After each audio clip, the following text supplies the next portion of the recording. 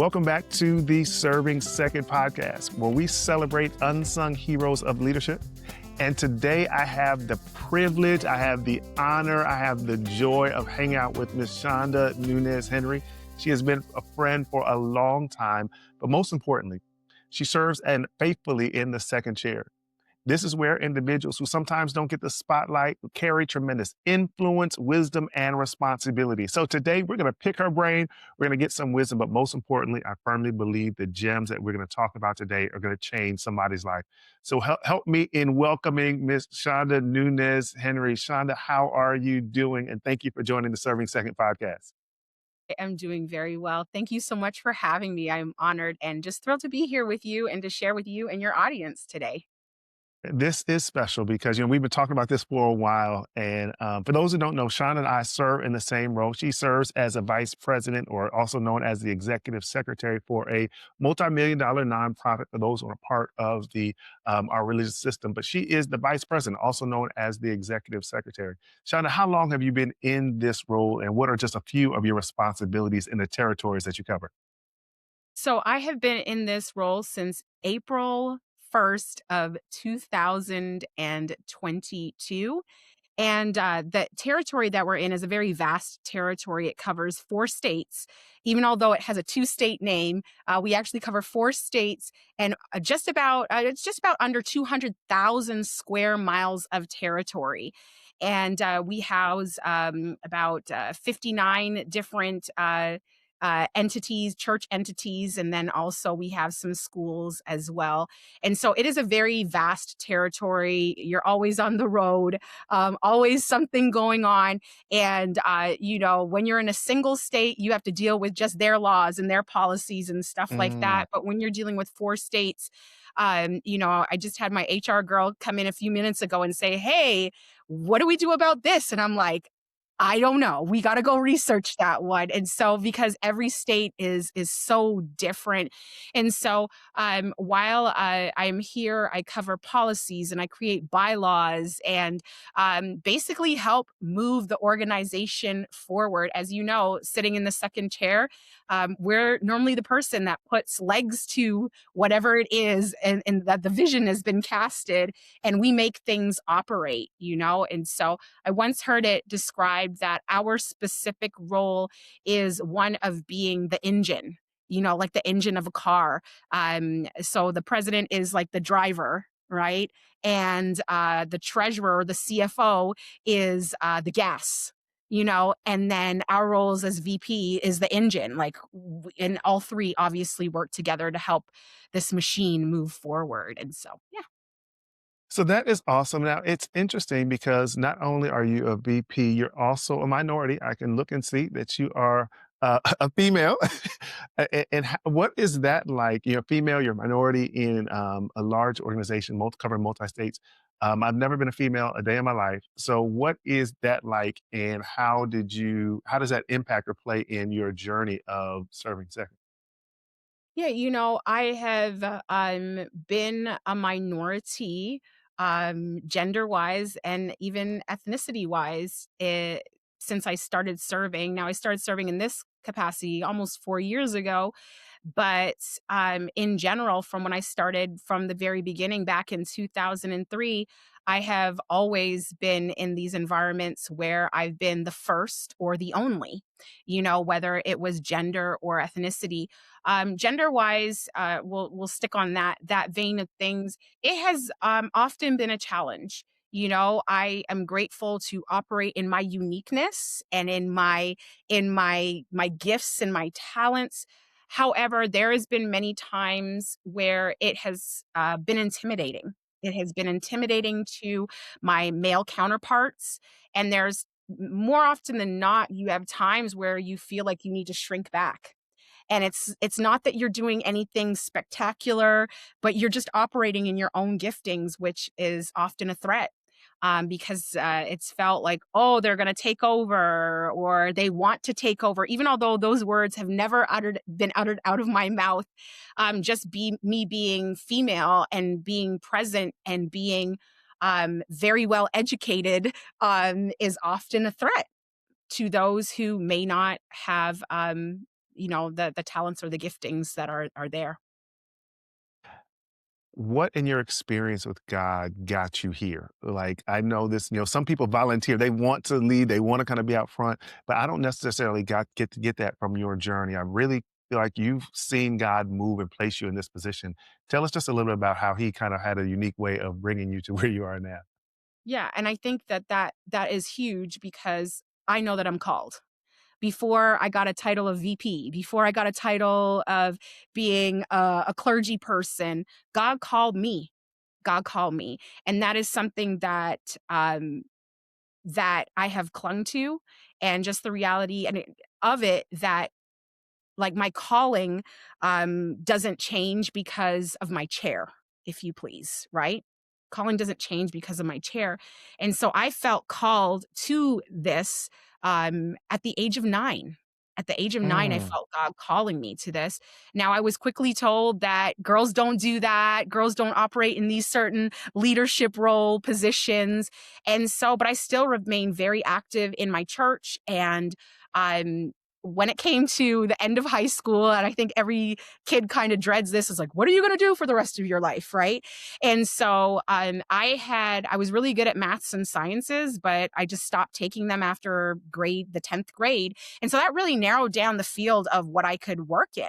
And so looking through the college handbook of all the courses and all the degrees you could major in, I narrowed it down to two things. It was going to be law enforcement or television and radio broadcasting. And so of the two, my parents' only daughter decided to go into law enforcement.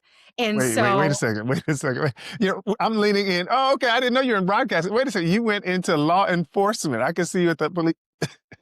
yeah, I went into law enforcement and I worked in law enforcement for about 5 years. Again, another heavy male dominant Yes. role. I mean, listen, I grew up with brothers as well. So I'm not fearful of male energy. I work well with male energy, but I've always landed myself in these male dominated organizations, if you please, or careers. And so here I am working in this field. I get to take my first vacation ever, like by myself, aside away from my parents and my siblings and stuff like that. And of all the places that I choose, I decide to go to one of our denominational universities to visit a couple of my homegirls, my girlfriends from that we grew up with. And while I'm there, I feel God speak to me again and say, listen, this is what I'm calling you to. This is where I need you to be. And so that was like in November. And in January, I was enrolled in school there. But while I was there, didn't you know I was still not kind of heeding to what I was called to? And I decided to take this degree that's only offered in two universities, one in Canada and one here in the United States. And it's called, the degree is called Outward Pursuits. And basically, it is like wilderness survival, kayaking, canoeing, winter camping, like the whole nine, right? And the reason I wanted to pursue that degree again, it was making history. One of the very few women, and then I was a city girl. I am a city girl through and through. Ain't nothing about me, a country girl. And I didn't want to throw away my law enforcement background.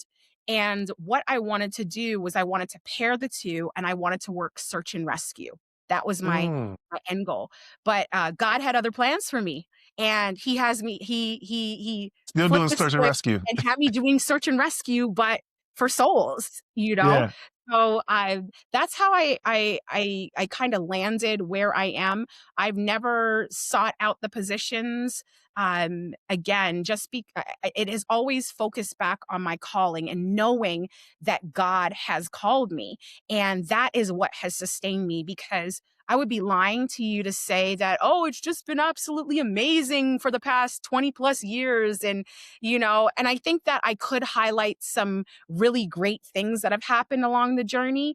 But at the end of the day, I have always had to remember that God called me and God is putting me exactly where He wants me to be, right? And if he is putting me where he wants me to be, he's already factored in my gender. He's already Mm. factored in my in my ethnicity as well. He's factored in my giftings to place me in the places that he's needed me to be for such a time as this, right? And so I don't believe that I am where I am and I'm doing what I'm doing, or have done what I have done over the years, especially in the second chair, if you please, by accident. I believe that it is a calling. Well, I love what you said, and I'm going to unpack, and you'll probably see several clips of some of the things you said today.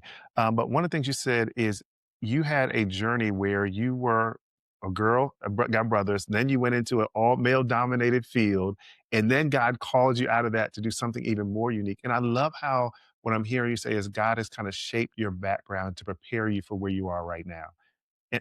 Just that idea for somebody, because I talk to people all the time that wonder or kind of get frustrated, like, where am I? I don't know where God wants me to be. And one of the things he says, God called you, but then he also prepared you in those steps to be where you are right now.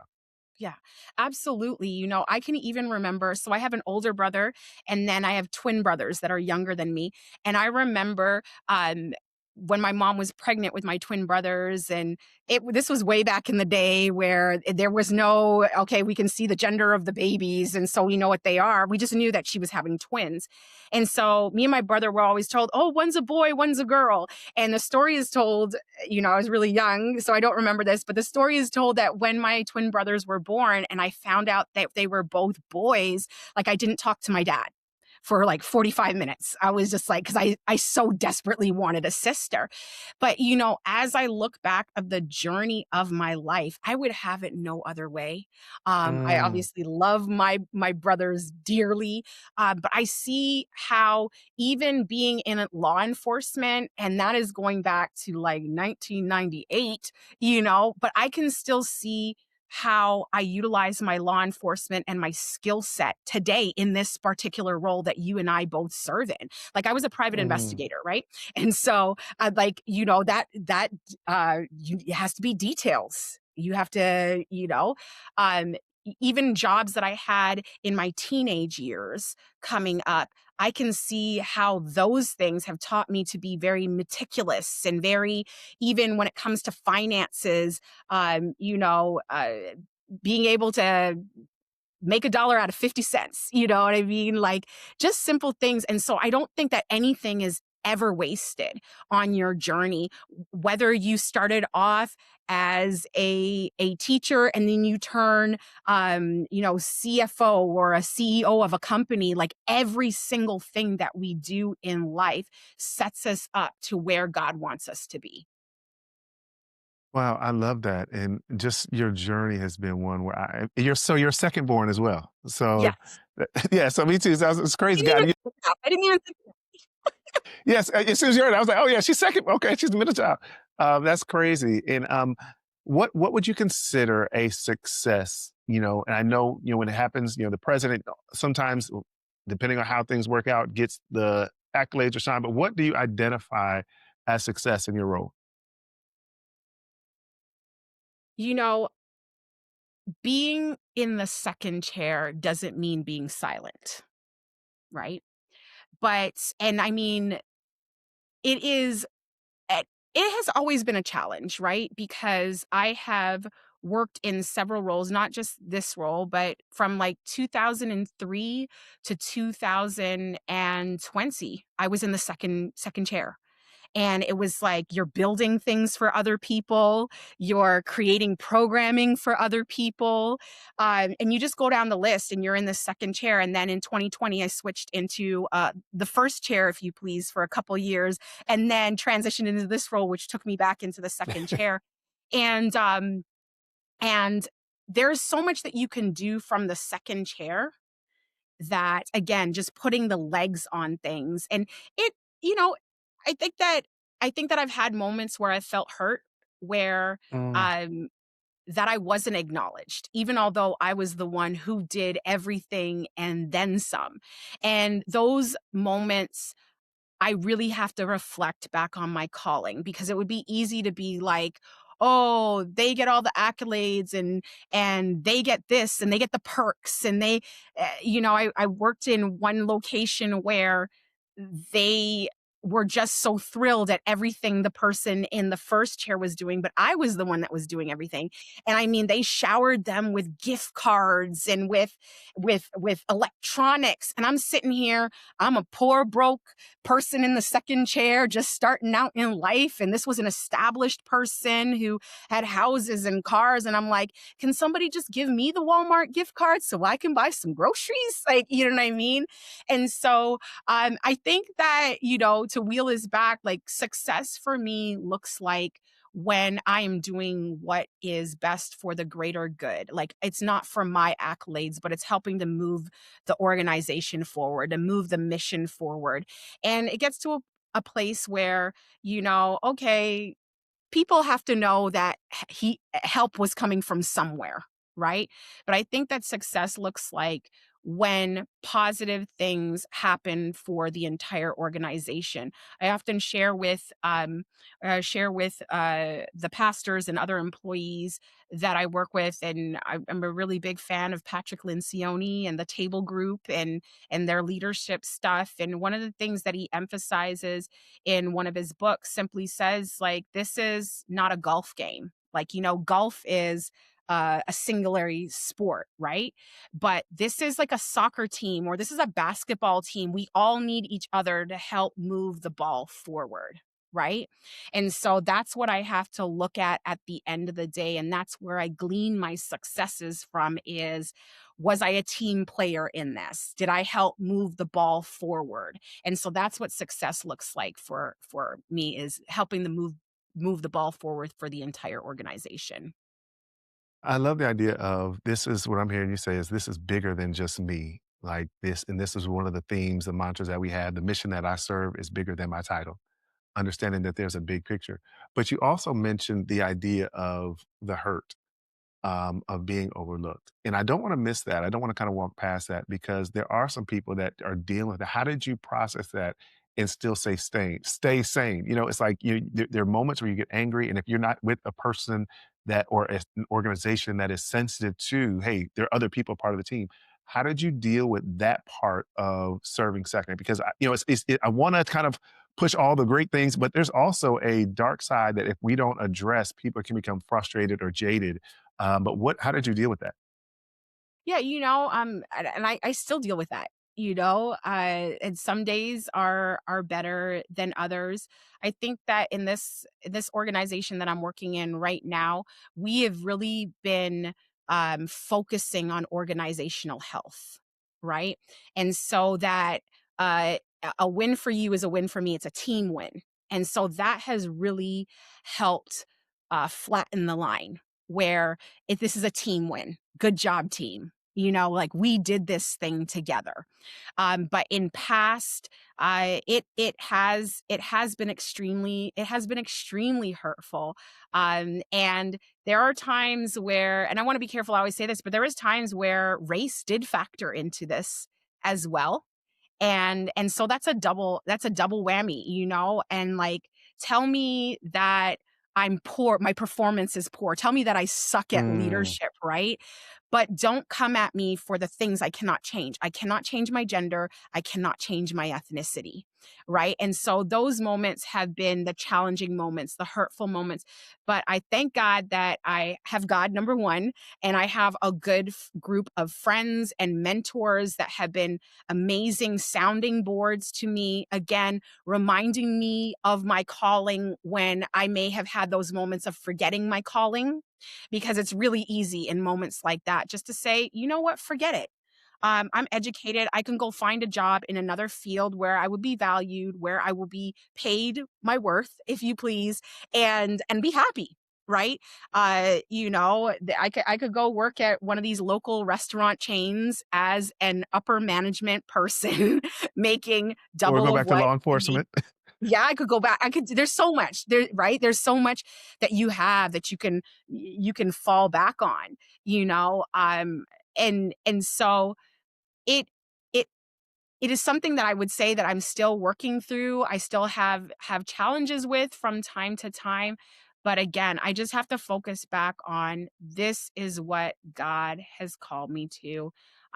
He already knows. He already knows that I would have to deal and contend with these things. So I believe that he has already equipped me to be able to handle those challenges. And yeah, sometimes I throw a fit in my bathroom at home, and I get myself together and go out to move the mission forward again. Because at the end of the day, I have to realize that what is at stake, my ego can't be what is, it's not my ego. Like I got to set my ego aside.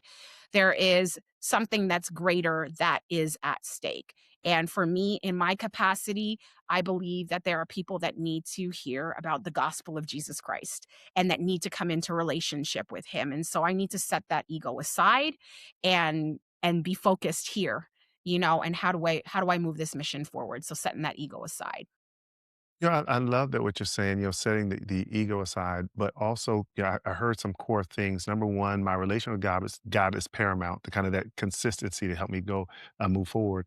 But then also going back to that, okay, I have a relation with God, but also God has called me to this, which is critical. And then the third thing I'm hearing you say is identifying. I have a group of people. I have a support system that help me when I want to just choke somebody out or just scream or and just kind of help me get back in line to where I know I need to be. But they can be like a sounding board for that. And I love that that is something you've been able to create. Was that something organic or just kind of you were intentional about making that happen? I think that it's kind of both. I have had a solid group of friends since the time I was 11 years old. I mean, like, I am the friend keeper. I'm still friends with my first friend from kindergarten. The very first friend I am with. And then obviously as you grow and over your years and progress, I'm glad that I have a group of friends who just know me as Shonda, right? This is pre-pastoral days, pre-vice president days. Those are my aces. That's my crew. And while the respect is there, they can still tell me about my business, right? And so that's the organic side of it. And even now with my group of clergy sisters and clergy brothers that I surround myself with, it's still organic, but I have some really good ones that I'm able to bounce ideas off of or bounce issues off of. And they're while a lot of them are my cheerleaders, which is always it's always good to have a group of friends that are cheerleaders. They will also tell me, "No, you messed up. This is not what you should be doing, and no, you were wrong to say that, or you need to go back and apologize." And it is important to have them that, yeah, they're going to cheerlead for you, but they're also going to hold you accountable, right? And so it has been a mix of organic and intentionality. And then of course I have mentors who I have sought out after the years that I've appreciated their leadership styles and said, hey, I want to become stronger at what I do. What do I need to do to get there? And so I think that is important, and just to have those people who sometimes are there to tell you what you need to hear in that moment and to comfort you and to coddle you, but then you have those people who are like, "No, you need to get yourself together. Get it together and get back on track. Have the pity party. Well, how long do you need the pity party for? Okay, another 15 minutes. Okay, we're going to give that to you, but then we got to get back here on track." And so surrounding yourself with positive people. And there's this quote that I heard years ago, and it says, very simple. It says, "Your vibe attracts your tribe." Right? Your Mm. vibe attracts your tribe. And so when you are surrounding yourself with people who are uh think the same, or on the same trend, and you want to progress and you want to do better and you want to learn and you want to grow, and it's important to surround yourself with positive people Listen, that have your you're best. like one of the best people to interview because I'm thinking about the title of the podcast is when your vibe attacks your tribe. Oh, okay. Yes. So but what you're saying is so poignant and yet so clippable. But the idea that you attract the people, your character attracts the people that are going to be a part of your life. And if you're nasty and mean and rude, it could be possible that's the reason why that's keeping you from moving forward. But I love how you're saying I'm intentional about seeking people that are my peers, but then also I'm seeking out mentors, people that can kind of mentor me. So I'm not just in this sphere of people that are on my same level, but I can learn to grow with them as well. Right. And I think that one of the things that one of my mentors said to me coming into this position is always, and in any position, is always be in a position where you are teachable or you're willing to learn. Like, the reality is you and I went to school. I think that, we may have taken a class or two on administration and all that and leadership, right? But at the end of the day, nobody has taught us how to do this specific job that we're in unless we Mm. came in an associate role and then transitioned in. This is something that we've had to learn. And so, as I share with you just before our conversation, my HR girl comes in and says, "Hey, what about XYZ?" And I'm like, I have no idea. And now I have to put, even although I've been in this role for 4 years now, I'm still okay with saying, I don't know, but I'm going to find out for you. And seeking out whether it's my mentor or seeking out for, calling you and saying, hey, have you ever had to deal with this situation before? But always make sure that you are in the humble place of learning and being able to be taught something new. So key. How would you, going back, you've been in this 2 years and you also said you served in a second chair role previously. Going in, what would you have? There's a young girl, well, a young lady who is about to take this role. What would you share with her, or a young man even, that's going to take an associate role or an assistant role? What would you tell them you wish you would have known when you started in your various associate positions? Wow. Be confident in who you are. Operate in your own armor. Operate in who you are. Operate in your personality. Don't try to be someone else. Be comfortable in your own skin and who you are, and be observant. Again, be teachable. Teacher, that is so key. Be teachable, and you're going to do an amazing job. You're going to do an amazing job. That's what I would say to them. In your journey, what would you wish somebody did for you that you, if you were in a first chair position, you would do differently? Yeah, absolutely. I'm so glad you asked me that question. So, and I want to be careful how I say this, right? So, just to be acknowledged, just to be acknowledged. When I served in the second chair, I was never acknowledged. I was often not acknowledged, right? And it could be a simple thing of, hey, we want to thank the associate, or we want to thank the youth pastor, or we want to thank the family life pastor, or we want to thank the administrative pastor for doing XYZ, right? And so, in my mind, for years and years, I have two books that I want to write. Okay. And one of them is it was from the first chair perspective, and that if I ever got into the first chair, um, what I wouldn't do. And over the years, it's going to sound kind of, I don't know, crazy maybe. I have written down over the years every single time that I was mistreated in the Mm. second chair. And I vowed to myself that if I ever got to the first chair, I would never repeat any of those things. So when I got to the first chair, I made sure that I was always acknowledging my associates, always making sure that they got the accolades, always noting that this was a team effort and a group effort. Hey, stand associates, come forward associates. Today I'm choosing to bless you. And here's a tangible way that I'm blessing you. Gift Why? cards. Because that was never, yeah, the gift cards, right? Because that was never something that I was given. And so to me, it's the acknowledgement. Just the simple acknowledgement. I'm not asking you to give me a Grammy award or a Golden Globe. I'm simply just asking you to say, hey, Shonda was here and she was key and instrumental in what transpired here. And I just want to say a special thank you to her. I did have one first chair who was very, very careful in that, very great guy. And he was he would take the time to acknowledge those things. And for that, I am grateful. But majority of the time, if I was just acknowledged. And I found that it was only when I was transitioning to like another place that I received the acknowledgement. And I was like, man, if I had received that acknowledgement even in the past 3 months, I probably would have stayed longer. Yeah. So you heard it here first. New book dropping January 2027. Things I would have done differently when I sit in the first chair. But no, number one, you need to write that because you have a community of people that will love to hear that.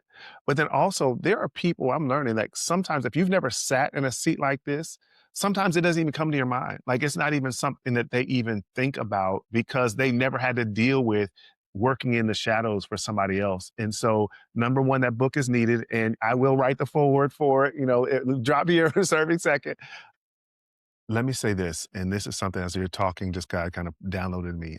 Eric Thomas, when I probably maybe my second year, I was working at Oakwood, with Pastor Carlton Bird, Dr. Carlton Bird, and he said to me, he said, "You're not going to be here forever, but I Hmm. need you to write down the lessons you're going to learn because somebody's going to need this." Now, I spent 10 years there, and then another 4 years in areas before I got this position. And I never know, but that's the foundation for serving second, because of that journey. Yes. And you're gonna be, I just was talking to God, you're gonna be somebody's Pat Lencioni. And that book, your books are gonna be needed. And so I'm challenging you, I'm encouraging you, I'm commissioning you. We need those resources. Mm. We need, as an administrator, I need to be able to give my senior pastors, hey, I need you to check out this book from our friend, Chanda Nunes-Henry. This is a resource. So I am pleading with you on behalf of those individuals serve second. God did not just put that on your heart and gave you the titles and gave you those experiences for you to store on back one of your shelves. No, we need that. So I need you. I need you. I need you. I need you. And the serving second community needs you to put pen to paper because the lessons you learn are powerful. I firmly believe just what I'm hearing, just a small glimpse of things that you have. You're an administrator. Administrators produce resources. So that's the first resource I need you to be working on. 20 minutes a day. Come on, I believe in you. You can do this. You got this. Thank You got you. this. I accept the challenge. I accept the challenge. Listen, you spent quite a bit of time today just sharing, us gleaning from you. Any last remarks you want to share for an individual that's serving second, that's checking this podcast out, and they see a powerful young lady that's serving in a vice president role? What would you like to say to them as your closing remarks? Yeah, my closing remarks simple. Don't shrink back. Don't lessen your shine. Again, I call it a calling. It might not be a calling for everybody necessarily listening, but God factored in everything. Where you were born, who you were born to, how you were raised, the schools you went to, the friends you were surrounded with, just everything. Like God has factored in all of that. And uh, because he's factored in all of that, you don't need to shrink back. Don't shrink. Don't lessen your shine. Go forth and be who God created you to be for such a time as this in the positions that he has placed you in. So go forth and I was going to say shine bright like a diamond, but diamonds Yeah, don't shine, they reflect, just so that we know. yeah, So go forward and reflect. Go forward and yes. Reflect reflect. like a diamond. Reflect like a diamond. Yes, go forward and do that. Yeah. Family, this is the Serving Second podcast. I'm your host, Dr. Toussaint Williams, and this is where second chair leaders create first place outcomes. Today, we were blessed with Chanda Nunes-Henry. We are so thankful for you being a part of our team, our tribe, and allowing us to get a glimpse of what God has done in your life. Thank you so much. Real quick, if anybody wants to connect with you, how can they learn from you? Where can they get the first inkling or the ebook for the book that you're writing? How can they connect with you? Listen, we're I'm gonna on push that. We're gonna push that. Geez, thanks. No pressure. I'm Yeah, on no pressure. social media. You can find me at Nunes, like New, Nezz, I believe is who I am. I'm looking up that right now. I didn't know that you were going to even ask me that one, but I am at Nunes, Newnezzz 16 on all social platforms there. You can connect with me there. That'll probably be the easiest way.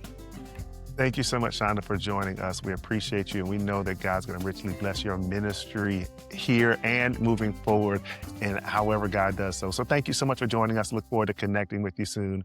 God bless.